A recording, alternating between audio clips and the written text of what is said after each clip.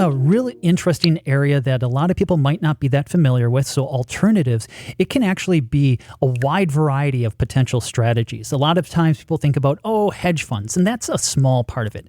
When we look at alternatives, we look at what are the alternatives to long-only publicly traded equities and bonds. And so it can be a wide variety of things. The three main categories that we really look at: private equity, private credit, and private real estate.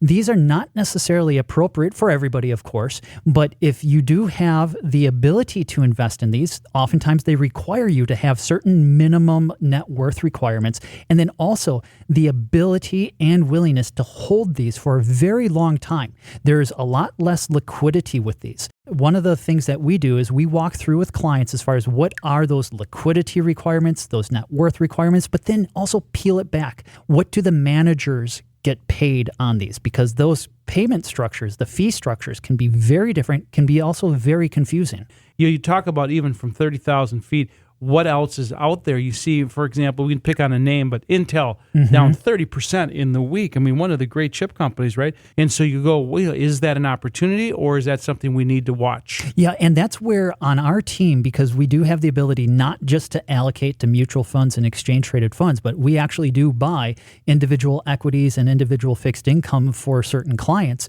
where we can have an opinion on those stocks that we can share with those investors. We focus on what are the fundamentals? Do we understand them? What's the valuations? What's the trading environment like? And I'd have to say that over this past week, we look at the way they're trading. It's not the prettiest, but that means that the valuations suddenly become maybe a little bit more reasonable, a little bit more attractive. But it all does stem from having that view on the fundamentals. Is it a business that you actually want to own for the long term?